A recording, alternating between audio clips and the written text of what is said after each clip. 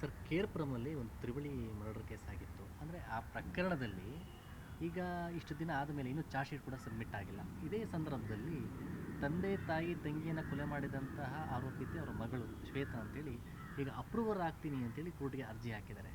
ಅಂದರೆ ಈ ಅಪ್ರೂವರ್ ಆಗುವಂಥದ್ದು ಇತ್ತೀಚಿನ ದಿನದಲ್ಲಿ ಟ್ರೆಂಡ್ ಆಗಿದೆ ಹೆಂಗೆ ಅಂತ ಸರ್? ಅಂದರೆ ಈ ಇನ್ವೆಸ್ಟಿಗೇಷನ್ ಪ್ರೊಸೆಸಲ್ಲಿ ಅವ್ರ ಯಾವ ಥರ ಇರುತ್ತೆ ಅಂತೇಳಿ ಈ ಪಾತ್ರ ನೋಡಿ, ಅಪ್ರೂವರ್ ಆಗೋದಕ್ಕೆ ನಮ್ಮ ಕಾನೂನಿನ ವ್ಯವಸ್ಥೆಯಲ್ಲಿ ಅವಕಾಶ ಇದೆ. ಯಾವಾಗ ಅಪ್ರೂವರ್ ಮಾಡಬೇಕು ಅನ್ನುವಂಥದ್ದು ಸಹ ತನಿಖಾಧಿಕಾರಿಗೆ ಗೊತ್ತಿರುತ್ತೆ. ಅಪ್ರೂವರ್ ಮಾಡಬೇಕು ಅಂತಂದಾಗ ಏನಾಗುತ್ತೆ ಅಂದರೆ, ಆ ಒಂದು ಪ್ರಕರಣದಲ್ಲಿ ಅಚಾನಕ್ಕಾಗಿ ಒಳಗಡೆಗೆ ಬಂದು ಆ ಪ್ರಕರಣದಲ್ಲಿ ಪೂರ್ಣ ಭಾಗಿಯಾಗದೆ ಆ ಪ್ರಕರಣ ನಡೆದ ನಂತರ ಅವನಿಗೆ ಗೊತ್ತಾದಾಗ ಅದನ್ನು ತನಿಖಾಧಿಕಾರಿ ತನಿಖೆ ಮಾಡ್ತಾ ಇರುವಂಥ ಸಮಯದಲ್ಲಿ ಈ ಮನುಷ್ಯ ಅಲ್ಲಿಗೆ ಬಂದಿರತಕ್ಕಂಥ ಇಂಟೆನ್ಷನ್ನು, ಅಲ್ಲಿಗೆ ಹೋಗಿರ್ತಕ್ಕಂಥ ಇಂಟೆನ್ಷನ್ನು ಆ ಒಂದು ಘಟನೆಯ ಸಾಕ್ಷೀಕರಿಸೋಕ್ಕಲ್ಲ, ಈ ಅಕಸ್ಮಾತ್ತಾಗಿ ಅಲ್ಲಿಗೆ ಹೋಗಿ ಸಿಗಾಕೊಂಡಿದ್ದಾನೆ. ಆ ಕಾರಣಕ್ಕೋಸ್ಕರನೇ ಅವನನ್ನು ನಾವು ಆಚೆ ತೊಗೋಬೇಕು. ಒಂದು ಎರಡನಿಂದ ನಮ್ಮ ಕೇಸ್ಗೆ ಅನುಕೂಲ ಆಗಬೇಕು. ಎರಡೂ ನಾವು ಯೋಚನೆ ಮಾಡ್ತೀವಿ ತನಿಖಾಧಿಕಾರಿಗಳು. ಅವನನ್ನು ನಾವು ಅವನ ಮೇಲೆ ಪೂರ್ಣ ಪ್ರಮಾಣದ ಚಾರ್ಜ್ ಶೀಟ್ ಆದಮೇಲೂ 120B ಅವ್ನು ಕಾನ್ಸ್ಪಿರಸಿ ಮುಖಾಂತರ ನಾವು ಚಾರ್ಜ್ ಶೀಟ್ ಹಾಕಿದಾಗ ಏನಾಗುತ್ತೆ ಅಂತಂದರೆ, ನಮಗೆಲ್ಲೋ ಒಂದು ಕಡೆ ಕಾಡ್ತಾ ಇರ್ತದೆ ಅವನ ಆ ಜಾಗದಲ್ಲಿದ್ದ. ಆದರೆ ತನಿಖಾಧಿಕಾರಿ ಅದು ನನಗನ್ನಿಸ್ತದೆ, ನಾನು ಆತ್ಮಸಾಕ್ಷಿ ಒಪ್ತಾ ಇರೋದಿಲ್ಲ, ಇವನನ್ನು ಬೇರೆ ಆರೋಪಿತರ ಜೊತೆನೇ ಇವನೂ ಒಟ್ಟುಗೂಡಿಸ್ಬಿಟ್ರೆ ಅದು ಒಳ್ಳೆಯದಲ್ಲ, ದೇವರು ಒಳ್ಳೇದು ಮಾಡೋದಿಲ್ಲ, ಅದು ನ್ಯಾಯವಾದಂಥ ತನಿಖೆ ಮಾಡಬೇಕು.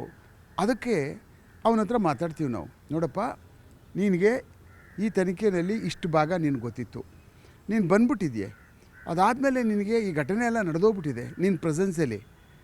ಆವಾಗ ನೀನು ಅದನ್ನು ನೋಡಿದೆಯೇ, ಶಾಕ್ ಆಗಿದೆ ನಿನಗೆ, ಆದರೂ ಈ ಘಟನೆ ಒಳಗಡೆ ನೀನು ಇದೆಯೇ, ನಿನ್ನ ಮೇಲೆ ಚಾರ್ಜ್ ಶೀಟ್ ಹಾಕ್ತಾಯಿದ್ದೀವಿ ನಾವು. ಆದ್ರೂ ನಿನಗೆ ಚಾರ್ಜ್ ಶೀಟ್ ಹಾಕಿದ ಮೇಲೆ ಬೇರೆ ಆರೋಪಿತರಿಗೆ ಶಿಕ್ಷೆ ಇದೆಯೋ ಅಷ್ಟೇ ನಿನಗೂ ಸಹ ಆಗುತ್ತೆ. ಆ ಕಾರಣಕ್ಕೋಸ್ಕರನೇ ನೀನು ಈ ಕೇಸ್ನಲ್ಲಿ ನೀನು ಆಚೆ ಹೋಗ್ತೀಯ. ಆಚೆ ಹೋಗ್ಬೇಕಾದ್ರೆ ನಾವೇನು ಸ್ಟೇಟ್ಮೆಂಟ್ ಮಾಡ್ಕೊಂಡಿದ್ದೀವೋ, ನೀನೇನು ನೋಡಿದೆಯೋ ಕಣ್ಣಾರೆ, ನೀನು ಮಾಡಿಲ್ಲ, ನೀನೇನೇ ನಡೀತೋ ನಿನ್ನ ಮುಂದೆ ಘಟನಾವಳಿಗಳು, ನೀನು ಭಾಗಿಯಾಗದೇ ಇರ್ತಕ್ಕಂಥದ್ದು, ಆದರೆ ನೀನು ಸಾಕ್ಷೀಕರಿಸಿರ್ತೀಯ, ಅದನ್ನು ನೀನು ನ್ಯಾಯಾಲಯದಲ್ಲಿ ಹೇಳ್ತೀಯ, ನೀನನ್ನು ಅಪ್ರೂವರ್ ಮಾಡಿಸ್ತೀವಿ, ನೀನು ಸಾಕ್ಷಿಯಾಗಿ ಹೊರಗಡೆ ಹೋಗ್ಬಿಡ್ಬೋದು ಅಂತ ಹೇಳುವಂಥದ್ದು ನಾವು ಕನ್ವಿನ್ಸ್ ಮಾಡ್ತೀವಿ. ಯಾಕೆ ನಾವು ಕನ್ವಿನ್ಸ್ ಮಾಡ್ತೀವಿ ಅಂದರೆ, ಆ್ಯಸ್ ಎನ್ ಐ ಒ ಆಗಿ ಅದು ನನ್ನ ಅತ್ಯಂತ ಜವಾಬ್ದಾರಿ. ಒಬ್ಬ ಮನುಷ್ಯ ಅವನು ಇನ್ನೋಸೆನ್ಸ್ ಇದ್ದಾನೆ, ಇನ್ನೋಸೆನ್ಸಲ್ಲಿ ಬಂದು ಒಳಗಡೆ ಸಿಗಾಕೊಬಿಟ್ಟಿದ್ದಾನೆ, ಅವನನ್ನು ಶಿಕ್ಷೆಯಿಂದ ನಾನು ತಪ್ಪಿಸ್ಬೇಕು ಅನ್ನುವಂತಹ ಒಂದು ಅವನಿಗೆ ಅನುಕೂಲ ಮಾಡಿಕೊಡ್ಬೇಕು ಇದರಿಂದ ಅನ್ನುವಂಥದ್ದು, ಮತ್ತು ಇದನ್ನು ನ್ಯಾಯಾಲಯಕ್ಕೆ ಮನದಟ್ಟು ಮಾಡಿಕೊಡ್ಬೇಕು. ನಾನು ಎಷ್ಟು ಮಟ್ಟಿಗೆ ಈ ತನಿಖೆಯಲ್ಲಿ ಎಷ್ಟು ಪಾರದರ್ಶಕವಾಗಿ ನಾನು ಮಾಡಿದ್ದೀನಿ ಅಂತ ಅನ್ನುವಂಥದ್ದನ್ನ ನ್ಯಾಯಾಲಯಕ್ಕೆ ತಿಳಿಸೋದಕ್ಕೂ ಸಹ ಈ ಒಂದು ಅಪ್ರೂವರ್ ಅಂತ ಏನು ಕರಿತೀವೋ ಒಂದು ಸಾಕ್ಷಿ ಹೇಳಿಕೆಗಳು, ಅದನ್ನು ಮಾಡಿಸೋದಕ್ಕೆ ಪ್ರಯತ್ನ ಪಡ್ತೀವಿ. ಅದರ ಮೂಲ ಉದ್ದೇಶನೇ ಒಬ್ಬ ಇನ್ನೋಸೆಂಟ್ನ ಆಚೆಗೆ ತೆಗಿತಕ್ಕಂಥದ್ದು, ಮತ್ತು ಅದಕ್ಕೆ ಪೂರಕವಾಗಿ ನಮ್ಮ ಕೇಸಿಗೆ ಅದು ಗಟ್ಟಿಯಾಗೋದಕ್ಕೂ ಆ ತನಿಖೆ ಮಾಡಿರ್ತಕ್ಕಂಥ ಕೇಸ್ಗೆ ಇನ್ನೂ ಮತ್ತಷ್ಟು ಬಲ ಕೊಳ್ಳೋದಕ್ಕೆ ನಾವು ಕೆಲಸಗಳನ್ನ ಮಾಡ್ತೀವಿ. ಸರ್, ಅಂದರೆ ಆ ಅರ್ಜಿಯಲ್ಲಿ ಆಕೆ ಉಲ್ಲೇಖ ಮಾಡಿರುವಂಥದ್ದು, ನಾನು ಈ ಕೊಲೆಯಲ್ಲಿ ಭಾಗಿಯಾಗಿದ್ದೆ, ಆದರೆ ಅವ್ರ ಮೂವರನ್ನು ನಾನು ಕೊಲೆ ಮಾಡಲಿಲ್ಲ, ನನ್ನ ಸ್ನೇಹಿತ ಕೊಲೆ ಮಾಡಿದ್ದ, ನಾನು ಆ ಕೊಲೆಯಲ್ಲಿ ಭಾಗಿಯಾಗಿದ್ದೇನೆ, ನಾನು ಆದರೆ ಚಾಕು ಮುಟ್ಟಿಲ್ಲ, ನಾನು ಅವ್ರನ್ನ ಕೊಲೆ ಮಾಡಿಲ್ಲ ಅಂತೇಳಿ. ಅದು ಯಾವ ರೀತಿ ಇದರಲ್ಲಿ ಇದಾಗುತ್ತೆ ಅಂತ ಸರ್? ಅವಳು ಮಾಡುವಂಥ ಅವಶ್ಯಕತೆ ಬೇಕಾಗಿಲ್ಲ. ಅವಳಿಗಾಗಲೇ ಅವನನ್ನು ಮನೆಗೆ ಕರೆಸ್ಕೊಂಡಿದ್ದಾಳೆ. ಅವಳಿಗೆ ಇಂಟೆನ್ಷನ್ ಗೊತ್ತಿದೆ, ನಮ್ಮ ತಂದೆ ತಾಯಿನ ಕೊಲ್ಲೋದಕ್ಕೆ ಮನೆಯವನ್ನೆಲ್ಲರೂ ಅವನು ಬಂದಿದ್ದಾನೆ ಅನ್ನುವಂಥದ್ದು. ಅದು ಸಾಕು, ಬೇರೆ ಇನ್ನೇನು ಕಾರಣವೂ ಬೇಕಾಗಿಲ್ಲ. ಅವಳಿಗದು ಗೊತ್ತಿದೆ, ಕೊಲ್ಲೋದಕ್ಕೆ ಬಂದಿದ್ದಾನೆ, ಅವಳು ನಾನೇ ಕೊಲ್ಲಬೇಕು ನೀನೇ ಕೊಲ್ಲಬೇಕು ಅಂತೇನಿಲ್ಲ. ನಾವು ಅವಳನ್ನ ಕರೆಸ್ಕೊಂಡು ಪ್ಲ್ಯಾನ್ ಮಾಡಿ ಅದು 100ಕ್ಕೆ 100ರಷ್ಟು ಅವನಿಗೆ ಎಷ್ಟು ಸಮಾನವಾದಂಥ ಶಿಕ್ಷೆ ಆಗ್ತದೋ ಅವಳಿಗೂ ಅಷ್ಟೇ ಸಮಾನವಾದಂಥ ಶಿಕ್ಷೆ ಇದೆ. ಆ ಕಾರಣಕ್ಕೆ ಅದರಲ್ಲಿ ಮರ್ಜಿ ಇಲ್ಲ. ನಾನೊಬ್ಬ ಐವೋ ಆಗಿದ್ದವನು, ನಾನು ಹೆಂಗೆ ಅದನ್ನು ಸಾಕ್ಷೀಕರಿಸ್ಬಿಡ್ತೀನಿ, ಆಯಿತು ನೀನು ಹೇಳ್ಬಿಟ್ಟು ಹೊಟ್ಟೋಗ್ಬಿಡು ನೀನು ಆಚೆಗೆ, ಅವನ ಮೇಲೆ ನಾನಲ್ಲ ಅಂದ್ಬಿಟ್ಟು ಅಂತ ನಾವೇನು ಮಾಡ್ತೀವಿ? ನಮ್ಮದು ಜವಾಬ್ದಾರಿ ಇರ್ತದಲ್ಲ ತನಿಖಾಧಿಕಾರಿದು, ಅವಳು ಒಬ್ಬಳದೇ ಜವಾಬ್ದಾರಿ ಏನಲ್ವಲ್ಲ. ಅಂದರೆ ಕೊಲೆ ಮಾಡಲಿಲ್ಲ, 120B ಇದರಲ್ಲಿ ಇವರು ಚರ್ಚೆ ಮಾಡಿಕೊಂಡು ಕ್ಲೀನಾಗಿ ಒಂದು ಮರ್ಡರ್ ಮಾಡಿದ್ದಾರೆ ಅನ್ನೋದು ಎಲ್ಲ ಇನ್ಕ್ಲೂಡ್ ಆಗುತ್ತೆ ಅದರಲ್ಲಿ. ಹೌದು, ಕಾನ್ಸ್ಪಿರಸಿ ಮಾಡಿಕೊಂಡೇ ತಾನೇ ಅವ್ನು ಕರೆಸಿರೋದು. ಮಾಡಿ ಅವನನ್ನು ಮನೆಗೆ ಕರೆಸ್ಕೊಂಡು ಈ ಥರ ನಂಗೆ ತೊಂದರೆ ಆಗ್ತಾಯಿದೆ ಅನ್ನುವಂಥದ್ದು ಅತಿರೇಕವಾದಂಥ ಒಂದು ಅದನ್ನು ತೀರ್ಮಾನ ಮಾಡಿ ಅವ್ರನ್ನ ಕೊಲ್ಲುವಂಥ ಮನಸ್ಥಿತಿಗೆ ಬಂದ ಕಾರಣ ಇವಳು ಗೊತ್ತಿಲ್ವಾ? ಗೊತ್ತಿರುತ್ತಲ್ವ. ಆ ಕಾರಣಕ್ಕೋಸ್ಕರನೇ ಅವಳಿಗೆ ಹೌದೌದು ಎವಿಡೆನ್ಸ್ ನಾಶ ಮಾಡುವಂಥದ್ದು ಎಲ್ಲ ಆಗಿದೆ ಫರ್ದರ್ ಆದಮೇಲೆ. ಆ ಕಾರಣಕ್ಕೆ ಇದರಲ್ಲಿ ಅರ್ಜಿ ಕೊಡ್ತಕ್ಕಂಥದ್ದೇ ಆಗಲಿ ಇವಳನ್ನ ಸಾಕ್ಷಿದ ಅರ್ಜಿನೇ ವಜಾ ಮಾಡಿ ಬಿಸಾಕಬೇಕು. ಹಾಕೊಳ್ಳೋಕೆ ಅಧಿಕಾರ ಇರ್ತದೆ. ಚಾರ್ಜ್ ಶೀಟ್ ಆದ್ಮೇಲೆ ಹಾಕಿ ಅಂತೇಳಿ ಅರ್ಜಿ ಇತ್ಯರ್ಥ ಆಗಿದೆ ಸರ್. ಅದೇನೆ ಅದು ಯಾವ ನ್ಯಾಯಾಲಯ ಕಿತ್ತು ಬಿಸಾಕ್ತದೆ ಅದನ್ನು. ಇಂಥವನ್ನೆಲ್ಲ ಅಲೋ ಮಾಡ್ಕೊಂಡು ಕೂತ್ಕೊಬಿಟ್ರೆ ಒಂದು 5 ಜನ ಮರ್ಡರ್ ಮಾಡೋರು ಇದ್ದರೆ ಒಬ್ಬನೇ ಒಬ್ಬ ಉಳ್ಕೊಂಡು 4 ಜನ ಎಲ್ಲ ಬಿಟ್ಟು ಕಳಿಸ್ಬಿಡೋದಾ? ಹಂಗಾಗಲ್ಲ ನ್ಯಾಯಾಲಯದಲ್ಲಿ. ಆಮೇಲೆ ನಾವು ಹಾಕಿರ್ತಕ್ಕಂಥ ಚಾರ್ಜ್ ಶೀಟ್ ನಮ್ಮದು ಎಲ್ಲೋ ಒಂದು ಕಡೆ ಅದನ್ನು ಗಟ್ಟಿ ಮಾಡಬೇಕು. ಆ ಪೂರ್ಣ ಪ್ರಮಾಣದಲ್ಲಿ ಇನೋಸೆನ್ಸ್ ಇರುವಂಥವ್ನು ಯಾರಿರ್ತಾನೋ ಅವನು ಆಚೆ ತೊಗೋಬೇಕು ಅನ್ನುವಂಥ ಮನೋದ್ದೇಶ ನಮ್ಮಲ್ಲಿರುತ್ತಲ್ಲ ತನಿಖಾಧಿಕಾರಿಗೆ. That is the right. ಯಾವಾಗಲೂ ಅಷ್ಟೇ ಅದನ್ನೇ ಕೋರ್ಟು ಸಹ ಪುರಸ್ಕಾರ ಮಾಡ್ತಕ್ಕಂಥದ್ದು. ವ್ಯಕ್ತಿಗಳಿಗೆ ಯಾವ ರೀತಿ ಇನ್ವೆಸ್ಟಿಗೇಷನಲ್ಲಿ ಎವಿಡೆನ್ಸ್ ಕಲೆಕ್ಟ್ ಆಗಿರುತ್ತೆ ಮರ್ಡರ್ ಕೇಸಲ್ಲಿ ಇಂಪಾರ್ಟೆಂಟ್, ಅದರ ಟ್ರಿಬಲ್ ಮರ್ಡರ್ ಕೇಸಲ್ಲಿ ಸರ್ ಆದರೆ ಇಬ್ಬರು ಸೇವ್ ಮಾಡ್ಕೊಂಡಿರುವಂಥದ್ದು, ಒಂದು ಮರ್ಡ್ರು ಒಂದು ಎವಿಡೆನ್ಸ್ ನಾಶ ಮಾಡುವಂಥದ್ದು. ಅದರಲ್ಲಿ ಆಕೆ ಪೊಲೀಸರ ಮುಂದೆ ಒಪ್ಕೊಳ್ದಿದ್ರು ಸಹ ನಾನು ಮಾಡಿಲ್ಲ, ಇಲ್ಲ ಆತನೇ ಮಾಡಿದ್ದು, ನಾನು ನೋಡಿದೆ ಅಷ್ಟೇ, ಅವ್ನು ಕೊಲೆ ಮಾಡಿದ್ದು ನೋಡಿದೆ ಅಂತಂದರೆ ಯಾವ ರೀತಿ ಎವಿಡೆನ್ಸ್ ಕಲೆಕ್ಟ್ ಆಗಿರುತ್ತೆ ಸರ್ ಇದರಲ್ಲಿ? ನೋಡಿ, ಇವಾಗ ನಾವು ದರ್ಶನ್ ಅವ್ರ ಪ್ರಕರಣ ತಗೊಂಡಾಗಲೇ ಪ್ರದೋಷ್ ಏನು ಅರ್ಜಿ ಹಾಕ್ಕೊಂಡಿದ್ದ, ಅವನು ಹೇಳ್ತಾನೆ ಎಲ್ಲನೂ.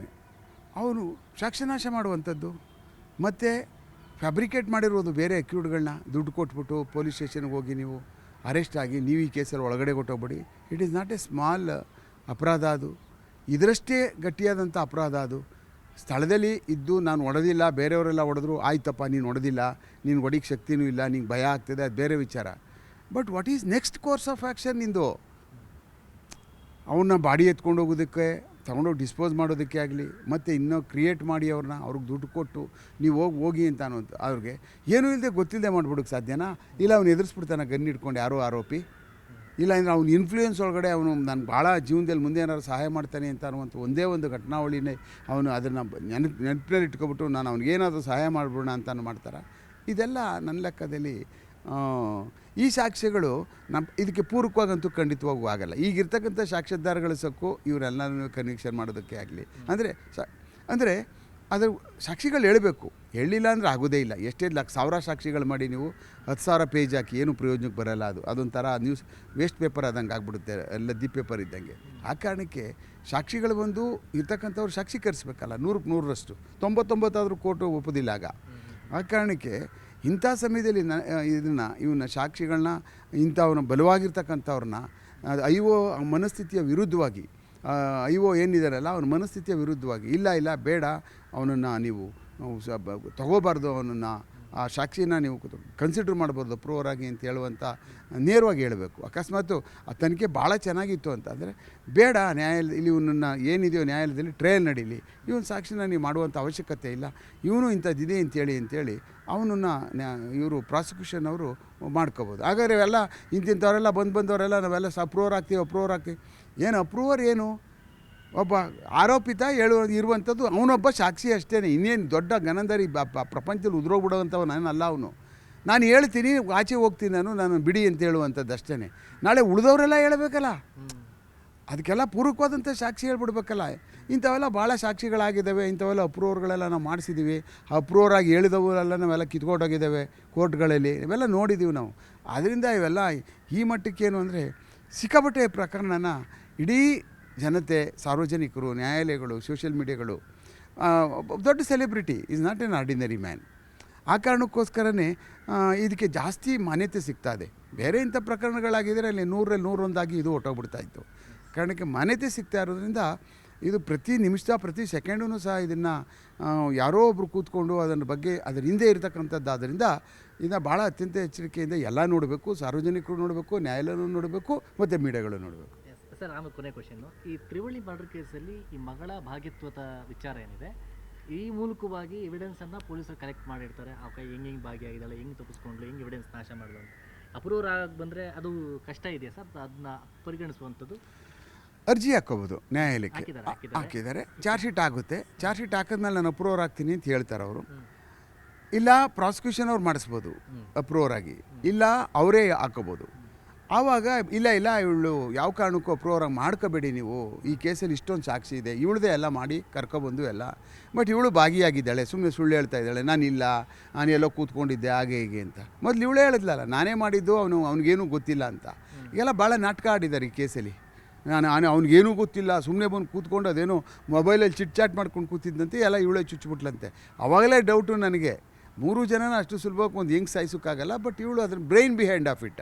ಆ ಕಾರಣಕ್ಕೋಸ್ಕರ ಇದರಲ್ಲಿ ಬಿಡುವಂಥ ಪ್ರಶ್ನೆ ಏನಿಲ್ಲ, ಇದನ್ನು ಕ್ಯಾನ್ಸಲ್ ಮಾಡ್ತಾರೆ.